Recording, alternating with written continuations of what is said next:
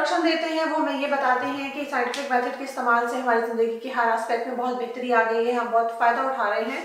हमें उससे हमारी ज़िंदगी हमारे आबाओ अजदाद से, हमारे फोर फादर से बहुत बेहतर हो चुकी है। हमारी ट्रांसपोर्टेशन, हमारी कम्युनिकेशन, हमारा फूड डिपार्टमेंट, हमारे लिविंग स्टैंडर्ड्स, हर चीज़ जो है वो हमारे आबाओ अजदाद से बहुत बेहतर है। फिर जब नेक्स्ट पॉइंट पे सबसे पहले वो बात करते हैं तो वो बात करते हैं बेटर डिजीज कंट्रोल की, कि बीमारियों से बचाव की या उनको कंट्रोल करने की अब हमारे पास बेहतर तरीके मौजूद हैं। वो कंपैरिजन बताते हैं कि आज से 2300 साल पहले जो है हर 8 में से एक बच्चा अपनी पहली बर्थडे तक सरवाइव कर पाता था, और अगर कोई बच्चा 6 साल की उम्र को पहुंच जाता था तो स्मॉल पॉक्स से उसकी डेथ हो जाती थी, क्योंकि तब कोई ऐसी क्योर या वैक्सीनेशन मौजूद नहीं थी।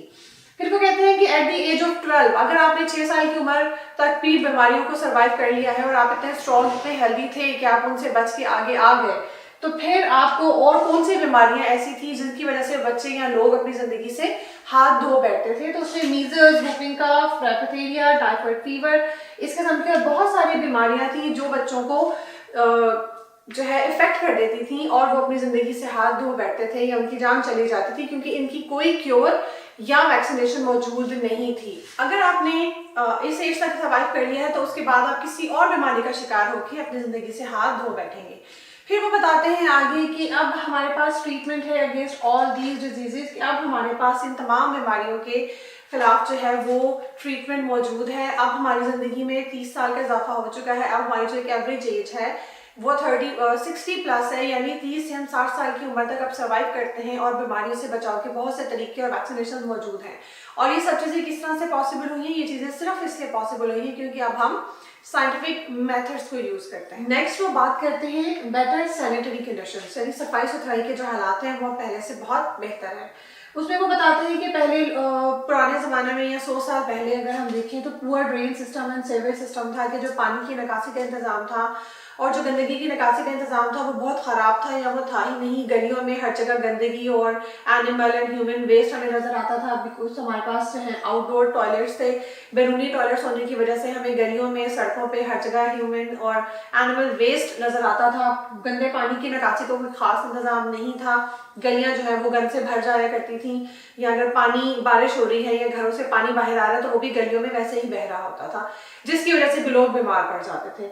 फिर वो ये कहते हैं कि अब हमारे पास है pave streets and well drain. हमारी स्ट्रीट जो है वो पेव्ड हैं और वेल ड्रेन्ड है, कि हमारी जो सड़कें हैं, हमारी जो गलियां हैं वो पेव्ड हो चुकी हैं। अब उनमें पानी की निकासी का एक बहुत बेहतरीन इंतजाम है। फिर उसमें बताते हैं कि हमारा जो सीवरेज सिस्टम है, जो गंदगी की निकासी का इंतजाम है, वो भी हमारा बहुत बेहतर हो चुका है। अब गटर्स बन चुके हैं और उनको एक प्रॉपर तरीके से मैनेज किया जाता है। डिपार्टमेंट्स ऑफ सैनिटेशन, अब हर शहर में बहुत सारी जगहों पे डिपार्टमेंट्स ऑफ सैनिटेशन मौजूद है जो सफाई सुथराई के इंतजाम को देखते हैं। ये वो आपकी बात कर रहे हैं कि अब चीज़ें जो हैं, अब जो सिचुएशन है वो डिफरेंट है। 100 साल पहले पानी जो है वो बहुत दूर से लोगों को भर के अपनी बाल्टियों में लाना पड़ता था, जिसमें बहुत सारी बीमारियां होती थी। वो साफ या पीने का पानी नहीं होता था, लेकिन क्योंकि लोगों के पास उस वक्त कोई ऑप्शंस नहीं थे तो वो उसी पानी को खाने पीने के लिए भी इस्तेमाल करते थे और अपनी सफाई सुथराई के बाकी इंतजाम के लिए भी, जिसकी वजह से उसमें मौजूद बीमारियां जो हैं वो उनको भी बीमार कर देती थी। लेकिन अब वो कहते हैं कि अब ये हालात नहीं है। अब पानी जो है वो एक प्रॉपर सिस्टम के जरिए, पाइप के जरिए हर घरों तक पहुंचा दिया गया है। हर घर की जरूरत के लिए पानी जो है वो उस घर के अंदर मौजूद होता है और वो साफ पानी है।